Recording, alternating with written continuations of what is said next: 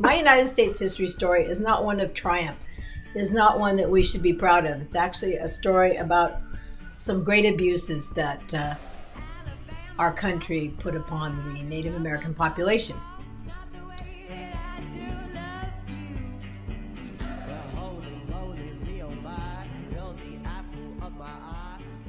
A digger, it's exactly like calling a black person the N-word. So it's a very, very terrible word for Indians. O.P. Fitzgerald, who wrote in the 1890s. This man was the superintendent of public instruction in California, and he was a Methodist minister, a very upstanding man, and he also was had the great opportunity to start UC Berkeley, which is my alma mater, and that's very humiliating to me that this is where my college started. This is what he wrote about the Digger Indians. The Digger Indian holds a low place in the scale of humanity. He's not intelligent, he's not handsome, he is not very brave. He stands near the foot of his class, and I fear he is not likely to go up any higher. It is more likely that the places that know him now will soon know him no more, for the reason he seems readier to adopt the bad white man's whiskey and disease than the good white man's morals and religion.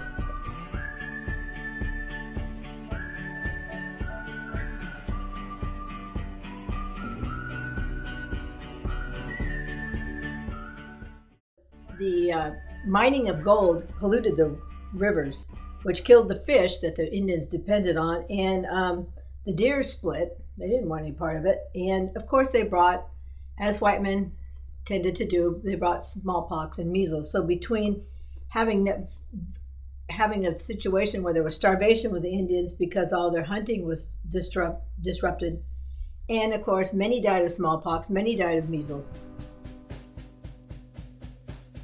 I went to UC Berkeley, as did my children and some grandchildren, and it was really interesting. I was a political science major, and most of my classes were in Kroeber Hall, which has all sorts of Ishi stuff all over. So first real exposure was to Westerns. I was a child in the 1950s, and all we had on television were Westerns. Indians versus the white people, and of course the Indians were very bad.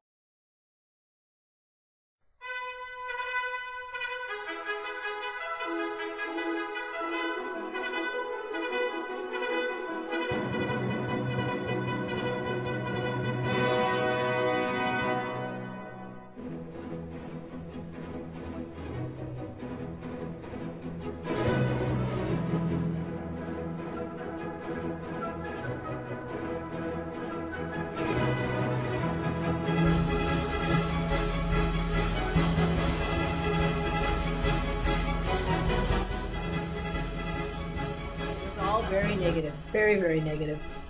My grandmother, who was born in 1878, loved to talk to me about the Indians, as she put it. And her mother and father came over to, this is all in Northern California, the country from Missouri to California on a wagon train. And my grandmother showed me clippings from the newspaper about her mother, my great-grandmother, who talked about coming over on the wagon train and seeing Indians. And she's direct quote from this article was, "We saw our first Indians flying around with flags on sticks." And she also referred to the fact that they had to avoid a valley because they were told by other travelers that Indians would kill you in this valley.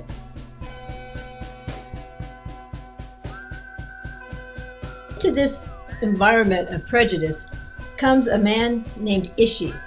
He was the last member of the Yahi tribe. It was a Northern California tribe that was part of a bigger tribe called the Yana.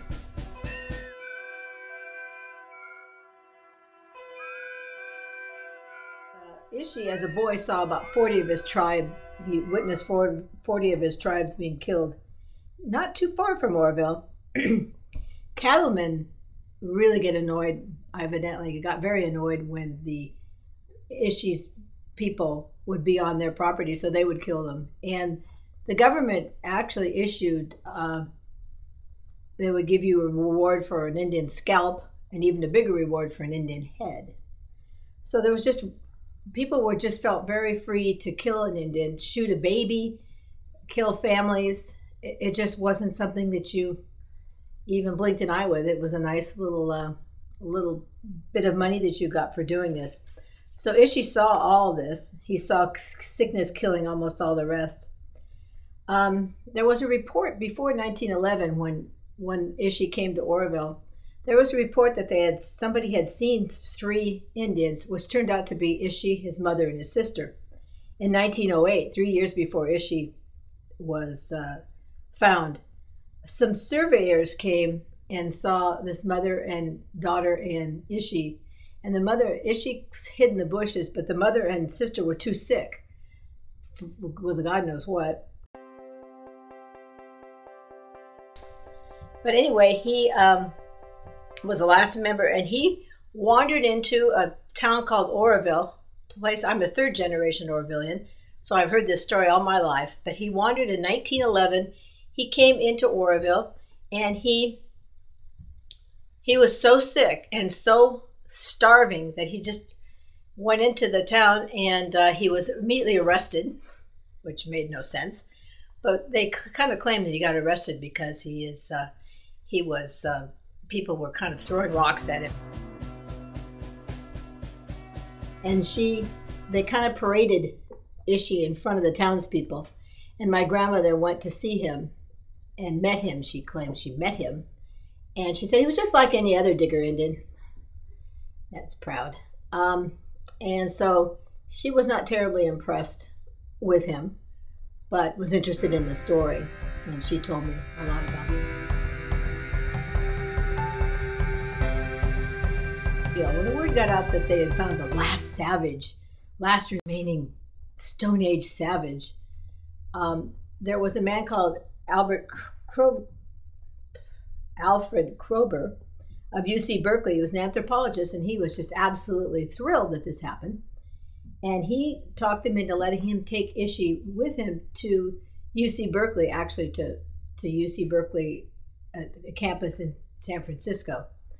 But he wanted to take Ishi, and he wanted to study him because this supposedly was the last of his tribe.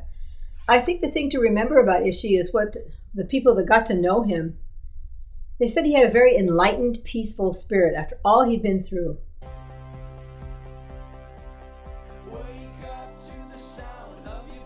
He had a unique gentlemanliness, which is beyond all civilized breeding and training.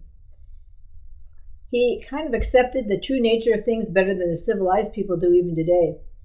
And his life experience did include watching his people be rounded up and murdered, somewhat paralleling Anne Frank's experience during the inhumane Adolf Hitler's German Holocaust while segregating and murdering the Jewish people. So I think what we learn from this is that the poor man, he rose above all the terrible things that were said about the Native American at that time. He was very forgiving, he was very kind, and he taught people a lot.